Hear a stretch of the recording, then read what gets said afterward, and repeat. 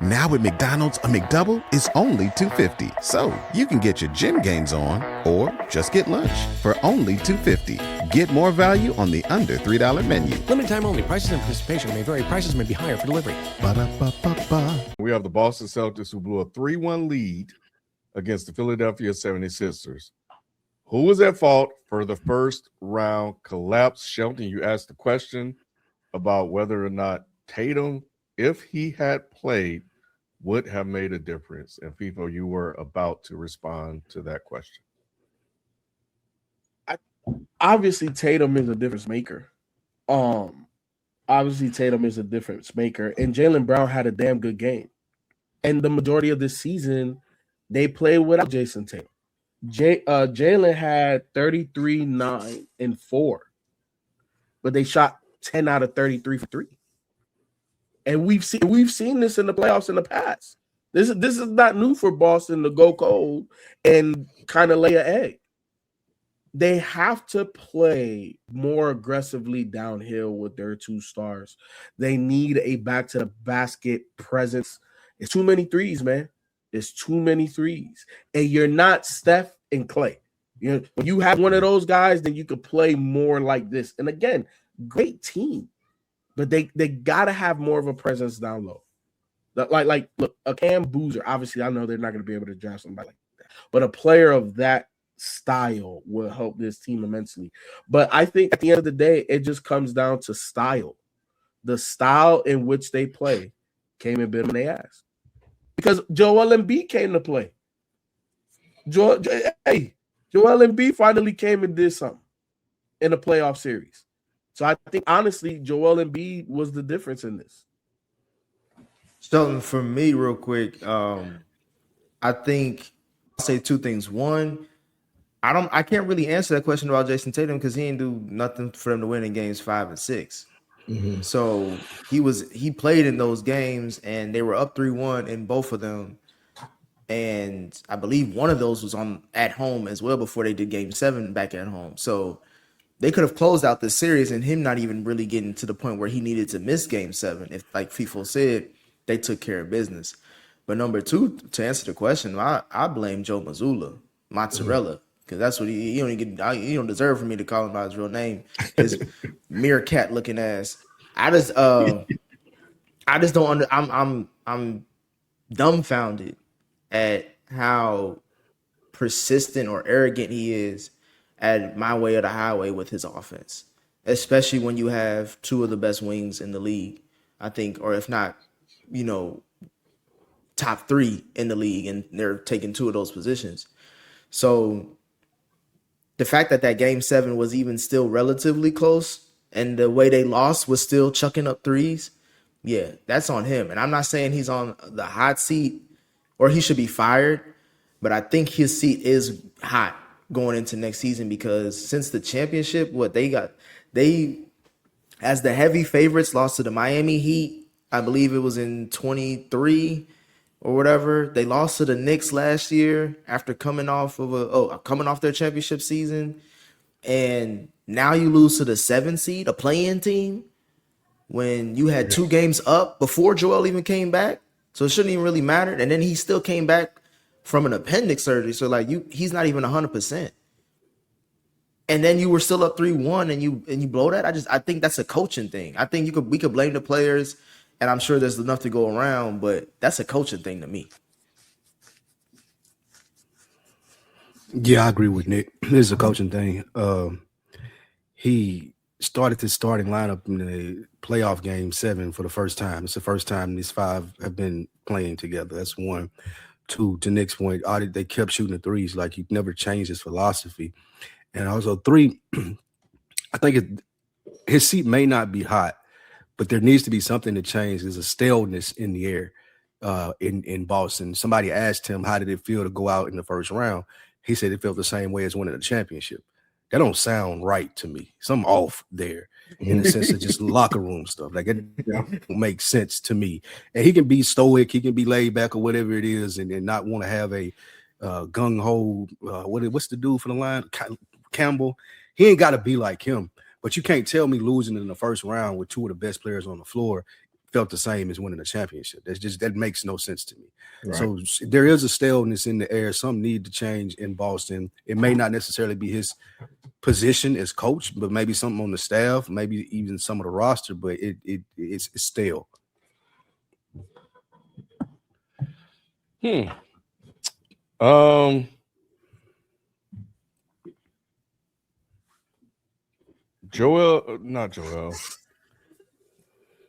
Jaylen Brown played well, and he gave it his all in Game 7, and then he gave it all on stream too, because he just went out and just completely crashed out.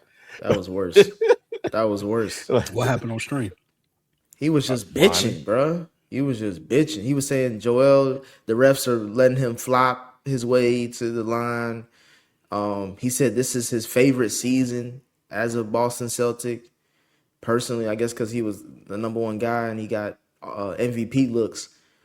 And then he ended it with like 4 random white boys with sunglasses in the background. I don't know what the hell they was doing, but it was a weird stream, bro. Especially because I think that was after they lost. So it's yeah. So it's like you saying all this shit immediately after a Game 7 loss at home, and you play for the Celtics, like that. It was just for him to do that was weird. It was just a weird thing.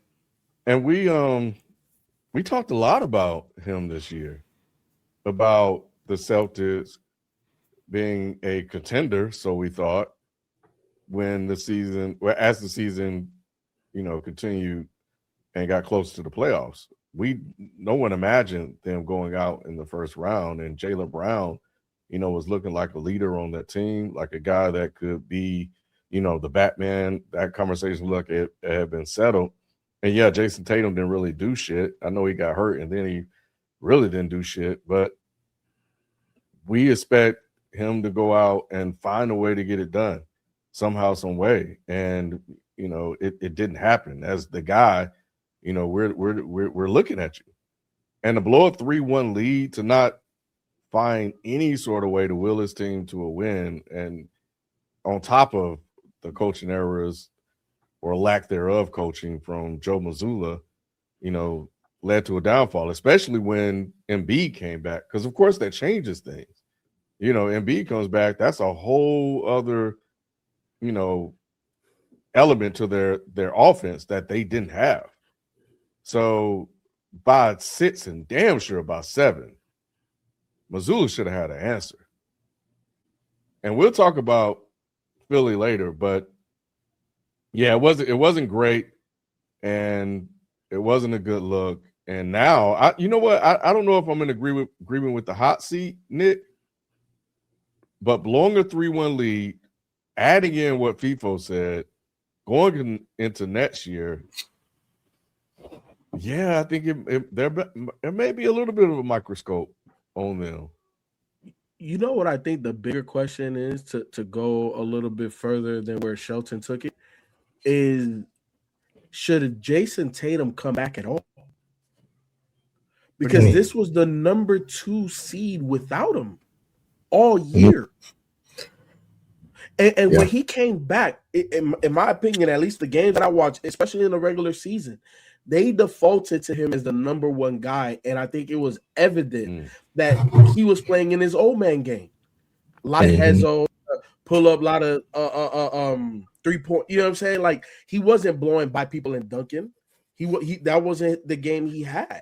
And to me, that's what makes him the dynamic player that he is, because he could play like an old man, but then he got enough, handle and wiggle and enough speed to turn the corner and dunk on somebody. And we didn't see that. And I think that, in my opinion, it disrupted their rhythm to their season. So that's why. Was it selfish for him to come back? I think partly yes. Because to me, I felt if you're a top 2 seed without me, then you got it. Not in a like, whatever trade, because obviously y'all don't need me. Nothing like that. But in a sense that, like, well, if I take the year off, when I come back next year, I'll be closer to 100%. Because, bro, like it was less than 365 days ago that you popped your Achilles, bro. There was a hold on real quick. So there's a stat that says I think since he came back from injury like April 1st till now, he was like, or at least for the regular season, he was like the 5th in minutes. Like he was 5th in minutes. It's crazy. Coming off of that, and then like I think he was playing 40 minutes in this series or something like that. Like the fact that he didn't blow another on the other side was just kind of like that's why a lot of people were scared. That's why as soon as I saw that it was he was injured or limping, I was like, bro, he can't play Game 7. The thing about that, FIFO, what you said earlier, I don't know. We don't know if that was him. You know what I'm saying? A lot of times there's pressure from the organization to get back because okay, we played this well without you. We get you. You're the difference maker that's going to win us the championship. That's what a lot of people are thinking. You don't know if it came from the organization or if it was him just pushing to get back because Jaylen Brown was taking the spot. There's no way of really knowing that, but I'm sure if the organization didn't want him out there, he wouldn't have been out there. He wasn't going to force their hand, I don't think. I think that's what their hopes were. Is we've done a great job without you, but if we get you back in enough time and get you in rhythm, then we got enough to win the championship again. I'm thinking that's what the thought process was behind it. That's why he played so many minutes instead of putting him on a minutes restriction. If nothing else, you'd have had that going in your favor. So in saying that, mistakes were made across the board, but I can't say him sitting out would have benefited Boston this year. I don't think so. I mean, hindsight is 2020, but I just don't think so.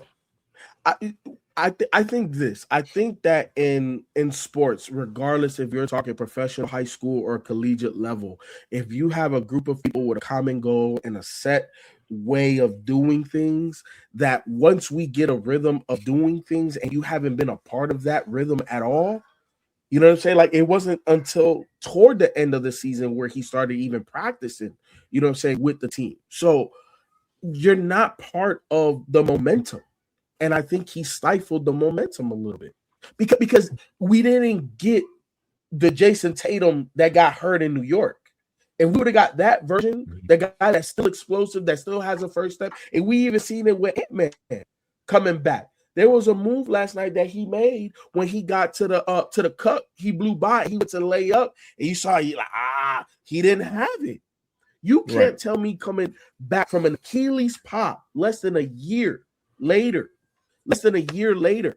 that you are going to be close to what you were explosive. You're just not. And I think that's what hurt him. I think Tatum old man game is still good, but that version of him is really a number 2 or number 3. And he was clearly a number 1 and number 2 option on this squad. And I think that's what hurt him. The momentum of how they were playing and winning games and the adjustment of minutes. Nick, you just talked about it. He was averaging close to 40. Who had the sacrifice for that? The guys that stepped up. So to me, that's more on coaching than it is on Tatum, for example. Because they the ones, like I said, the organization dictates those minutes. It ain't just coming from the air. It ain't even on Mazzulla. That's coming from up top. Like, look, y'all got with the doctors. The doctor said it's okay for him to play a certain amount of minutes, and that's what they're going to go with because he's still the number 1 draw for that team. And there's no way you're going to tell me if Tatum, your best player, even if he is the second best in most people's minds, there's no way you're going to tell me because they've gotten where they are, we're going to sit him out because we may have a chance of losing the series. That's real. That's looking at hindsight. You can't say that up front. You're going to play him. If he can play, he's going to get out. Same thing with Cade. Cade with the lung. Cade feels better, he's going to play. That's our chance to win the championship. If the doctors clear you, you're supposed to play. That's just how it works. And if the doctors cleared him, you get him out there. You get him out there as soon as you can and hope for the best. You're not thinking that he's going to – if you know, you got the report. So you know his chance of re-injury is a certain percentage. You risk it if you have a championship at stake, especially on a year like this. I think that anybody would. But why risk it when you're already the number 2 seed? Like without him, why risk it? It's like now we're talking about an embarrassment of riches. Because we just saw it wasn't enough. I was gonna say is they were half in, half out with it. People, they were trying to say this is a gap year. We know he's hurt.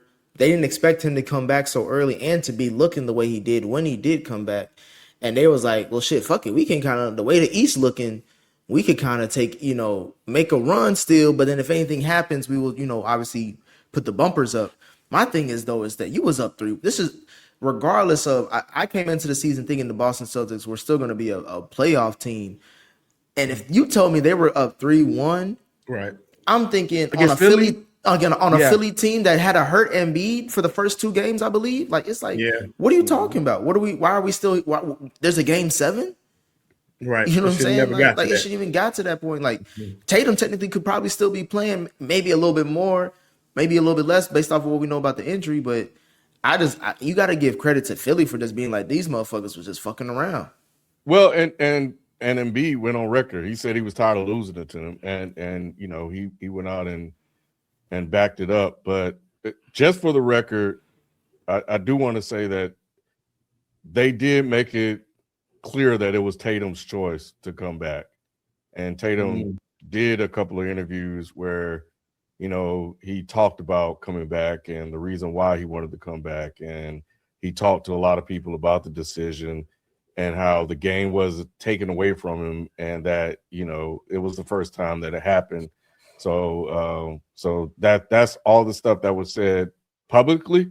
I don't know what was said privately, but, they definitely made it clear that it was his decision and not theirs. So we'll find out if that wasn't true and if there was something else going on. We'll find out. But I just want to at least have that on record. Now with McDonald's, wake up to a $4 breakfast meal deal. Wake up to a sausage McMuffin or sausage biscuit, to hash browns, and wake up to a hot coffee. Get your $4 breakfast meal deal. Limited time only. Prices and participation may vary. Prices may be higher for delivery. Funny, nobody mentioned Derek White. Man, makes $32 million a year. All-star, that's crazy. Olympian. But Derek White ain't shit. His resume don't read that well. Ken, I was going to say, Derek White, to me, was one of my favorite players on that Boston team. Tatum got benched. He didn't show up. Yeah, he didn't show up. And that's big. I'm with you, Ken. I just don't even feel like making the argument right now. I don't feel like making an argument for why Derek White ain't shit. It's like he showed $32 million. He's an Olympian, an all-star. Talking about money, bro. You want me to tell you how much Tobias Harris makes? He's an Olympian and an all-star too. Bro, Derek White is a complimentary player that adds to a championship team. And yes, he played a pivotal role as with Tatum gone throughout the season. And if you want to sit here and criticize and talk about Derek White and him not showing up, then because he got paid $32 million. No, I just think it's funny nobody. Go ahead, but he's a role player, bro. He ain't really that. I mean, I'm not gonna ever blame this Boston Celtics losses on Derek White. He last thing. He gets deduced to a role player when Tatum comes back. Part to what y'all saying. Deduced. Yeah.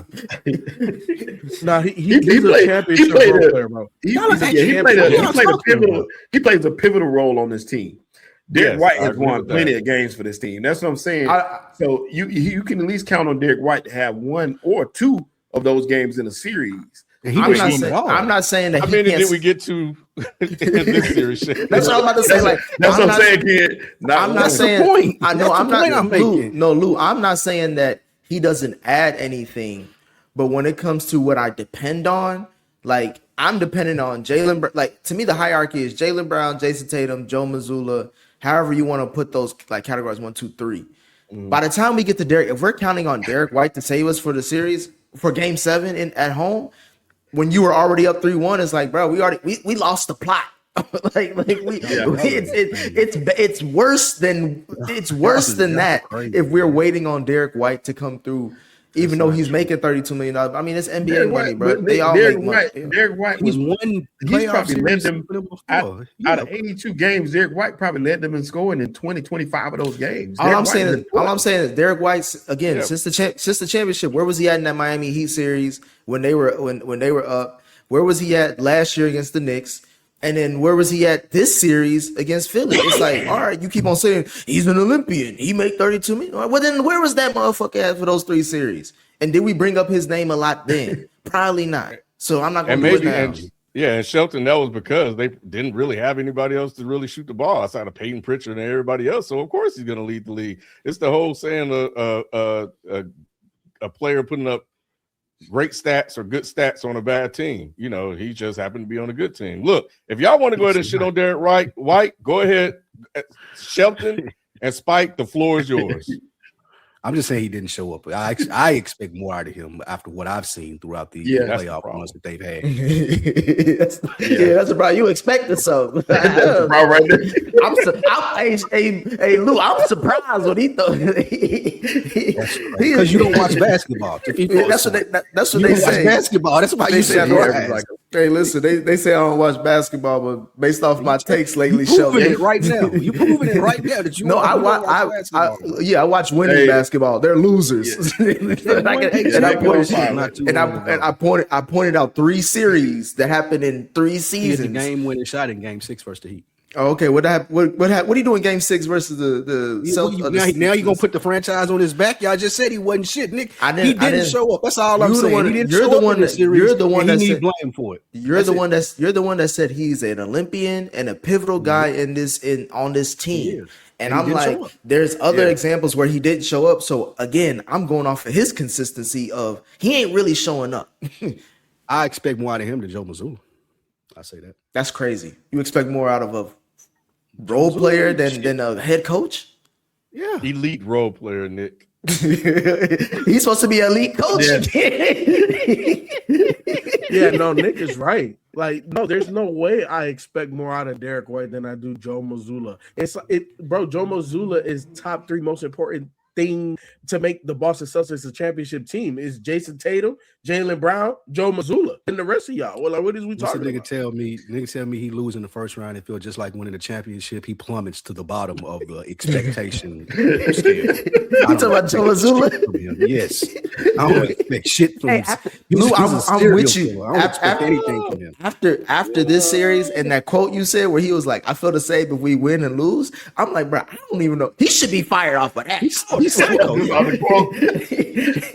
I don't give a damn what he did just a couple seasons ago. I don't ever want to hear my head coach say I feel the same after losing as I do winning a title. What? Yeah, that's crazy. Explain that. I would have been a reporter and be like, please explain that. What does that mean? Yeah. Shit, they talking about trading his ass. That's pretty bad. Jaylen Brown. No, the other guy. Oh, Derek White. Derek White. It's like, get his ass out of here. Anyway, well, look, Derek White has his moments, man, but never mind. Why are we talking about Derek White? Now with McDonald's, wake up to a $4 breakfast meal deal. Wake up to a sausage McMuffin or sausage biscuit, to hash browns, and wake up to a hot coffee. Get your $4 breakfast meal deal. Limited time only. Prices and participation may vary. Prices may be higher for delivery. But yeah, this is crazy. Anyway, let's talk about the Magic, man. So next we have the Orlando Magic, who also blew a 3-1 lead thanks to the ghost of Doc Rivers. What should they do this offseason to improve their team? They already started. Sheldon, Hired a new coach. Sheldon, Floyd gonna be back on House of Pain again. he got more free time, boy.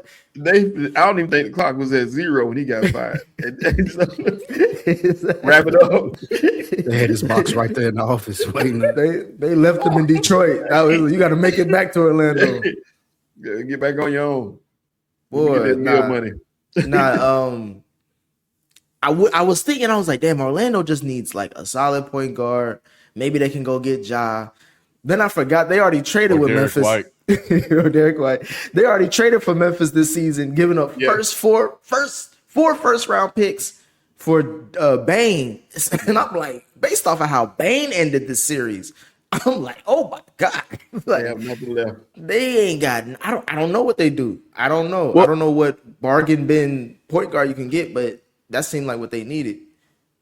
I don't disagree, Nick, but look, let's look at it like this. The Orlando Magic are betting on being playoff contenders, which is why they were okay with giving up 4 first-round picks because none of these picks should be lottery picks, number one. Number two, I don't disagree with you. I do think that they need a point guard. But number three, I kind of agree with Orlando moving on because if I'm looking at this Orlando Magic team, how they're constructed, in my opinion, they should have – the barometer are the Atlanta Hawks. Number one, y'all shouldn't have been in the play-in. You know what I'm saying? Right. Like, if I'm going player for player, I can make an argument before the trade for Kuminga that Orlando had more talent. You know what I'm saying? Top to bottom. I could make that argument. And we saw how they played Detroit. We saw really good games from Orlando. We just didn't see sustainability, and that's how their season has been. You know what I'm saying? They have a lot of talent. Banchero, let's be honest. I know I saw he's a number 2. He's the second best player on the championship. He's not the best player on the championship team. We saw that. I like Banchero, but he's not the best guy. The best guy's averaging 25 every week. Ken, you want to shake your head. You know who the best guy on the championship team is? Cade Cunningham. Did you see offensively and defensively what he was doing? Possession after possession, tapping the ball, getting the steal, getting a block, playing one-on-one defense, playing help defense, not getting the call. Do you know how many calls that they didn't call? Literally, he's getting pushed after having a collapsed lung, and he's not getting no superstar calls on the road. But they played two different positions. Paulo showed up, people. Showed up. You score. You go 1 for 20, and you show up. Oh, come on! I'm talking about game 6. He went toe to toe with Cade Cunningham. Should have put him away. Okay, he was up 20. I got you.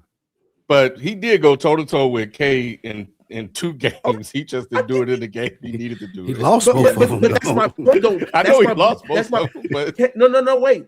That's my point. When I tell you guys, best player on the championship team, 5 to 6 games out of a 7-game series, you got to show up.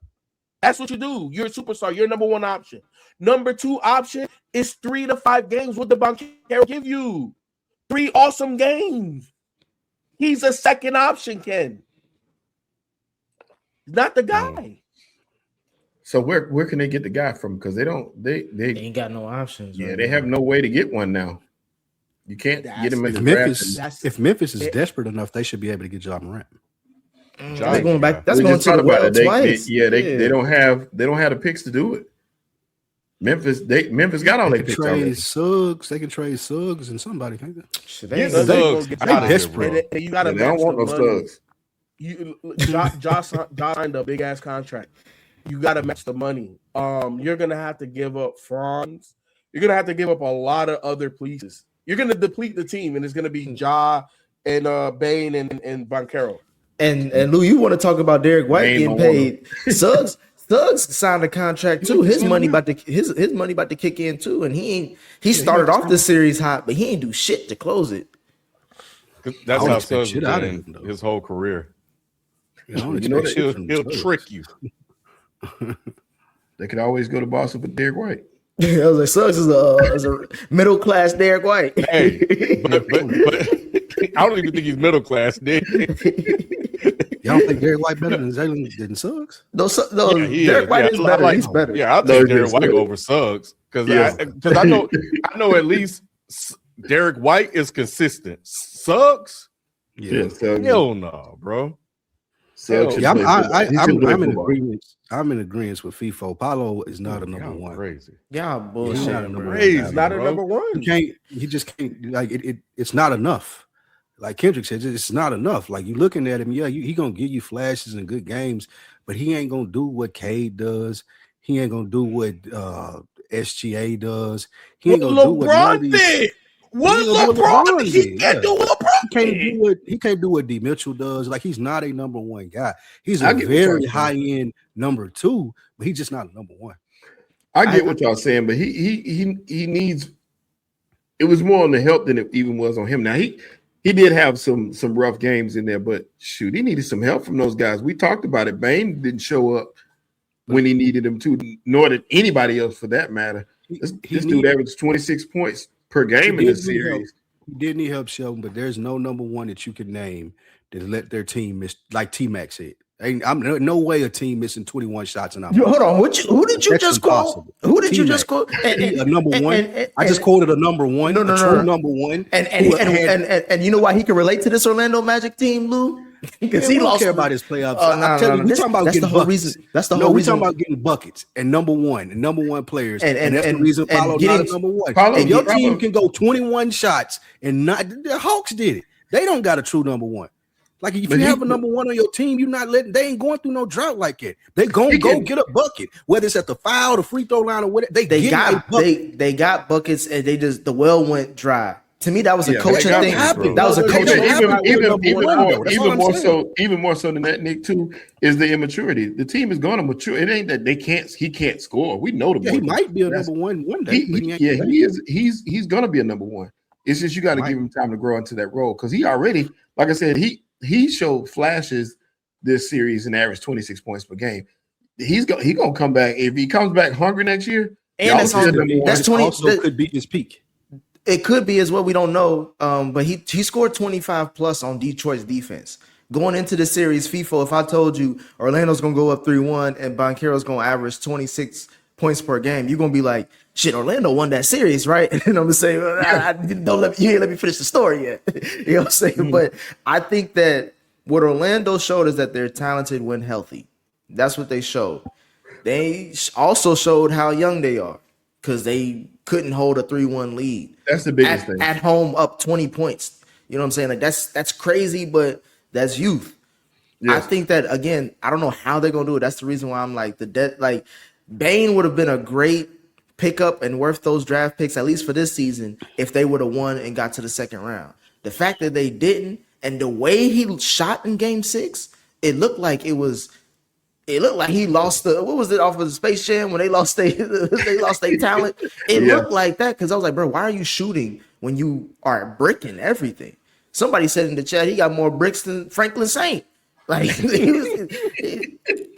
I was shocked by that. It looked like they blew the game on purpose just to give it to Detroit so they can avoid being a laughing stock of the league as a number one seed. Because all these playoffs this first round has proven that the regular season don't mean shit. The teams we thought was really good ain't or got bounced out, and the rest is just showing like, oh, you could turn. There's another switch. Moving forward, like because playoff basketball is different. It's different from regular season basketball. This much different.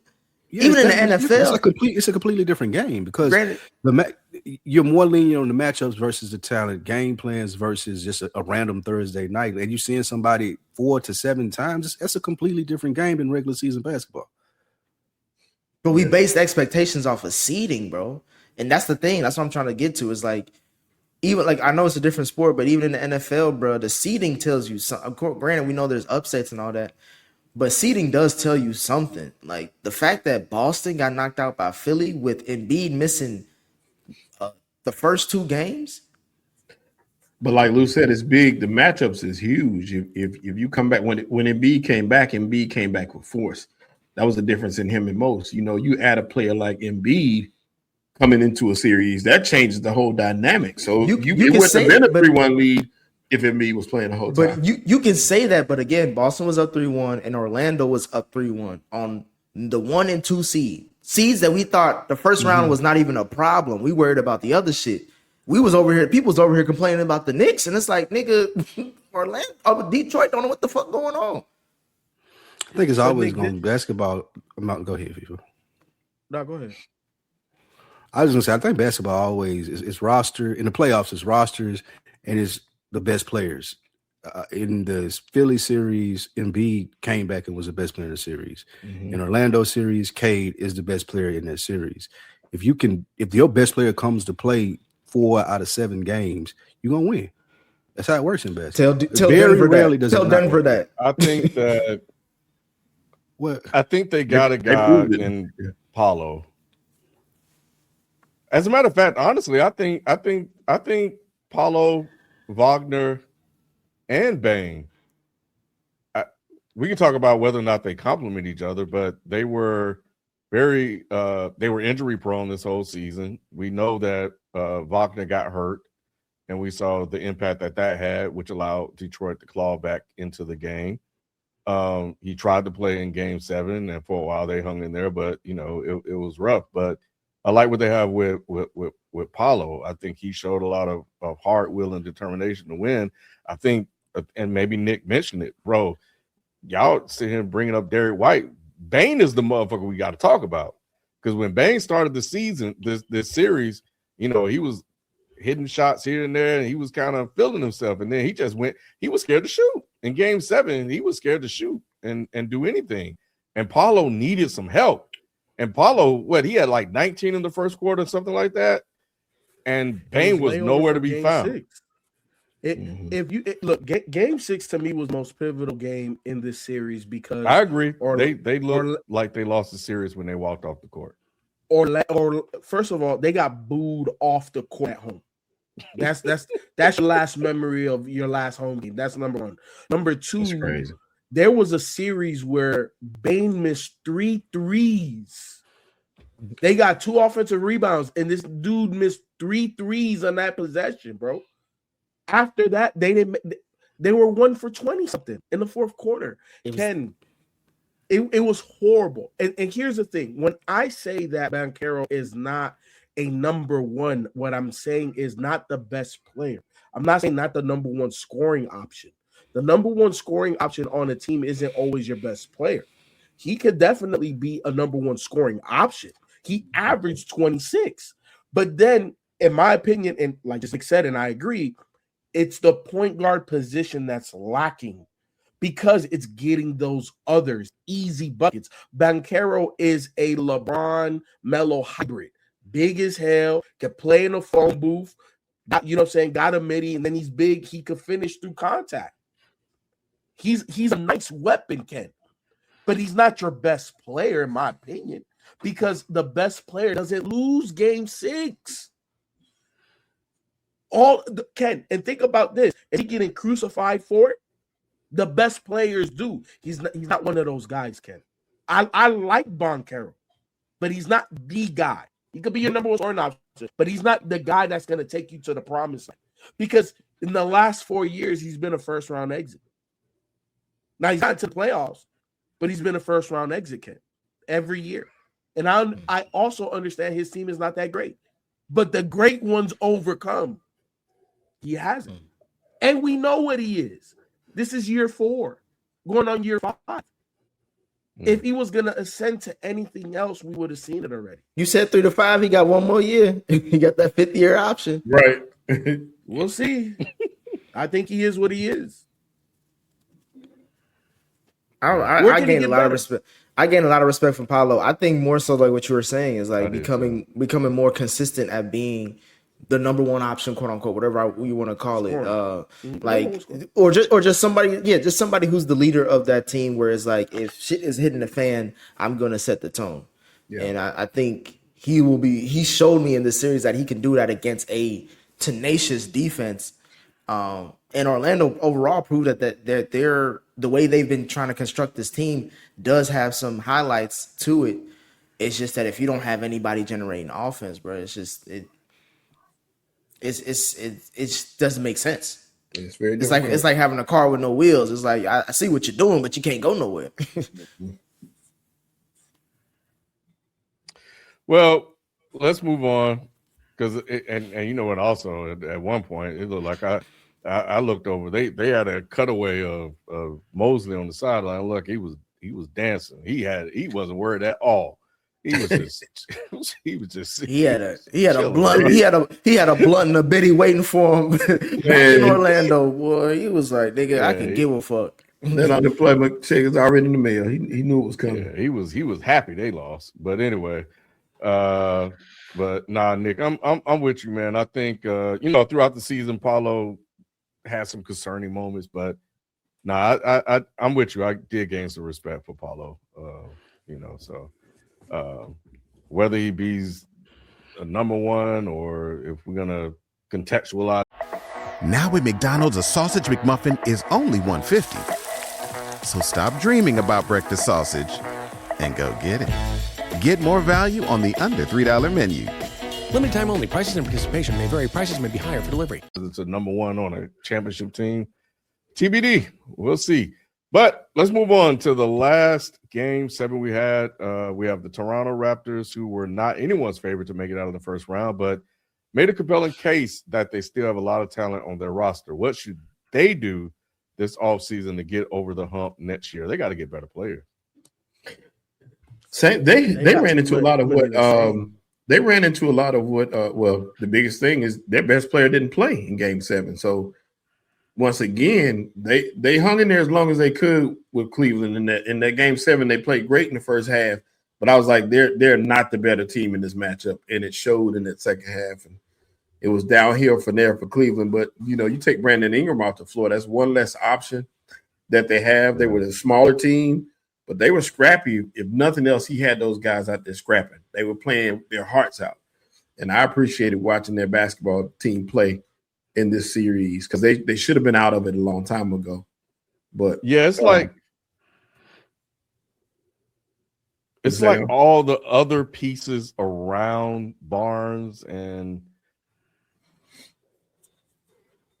RJ, because I still don't think RJ all that, but it's everybody else is just like there. Yeah. So so I think roster construction, I don't know what that looks like. Barnes has some really good moments, of course. RJ had the Kawhi game winner. But when I'm looking at everybody else and I'm watching, I'm like, I didn't really see anybody I felt comfortable with that looked reliable. Mm-hmm. I think they had a rookie out there that was doing fairly well in moments, but he's a rookie, CMB or whatever his name. I think his name is CMB or whatever. Yeah. But I haven't watched a lot of Toronto. I mean, who cares? It's freaking Toronto. But what I saw, I mean, it wasn't all that impressive. I will say the fact that they pushed to 7 says a lot, but I think they really got some work to do in terms of putting together a competitive team.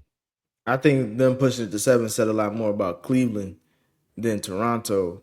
Because outside of Scotty, I did like the Scotty Barnes had like kind of like his mini breakout moment in the playoffs, but watching RJ Barrett chuck so many shots up and get the one that sends it to game 7 was like, you want us to see more of this? It was like, bruh, like I see why the Knicks gave up on him, and you would think he would play harder because he playing at home because he's from Canada, I believe.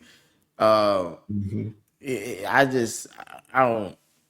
don't really have much to say about Toronto. They got Scotty Barnes, and he's gonna be happy playing for the Miami Heat one day. But for now, he got to be in Toronto. Yeah, I love Scotty Barnes' game too. Though he's the ideal point forward. The ball in his hands, he can make something out of nothing sometimes. Because some of those shots he took were some tough shots, and he was making them.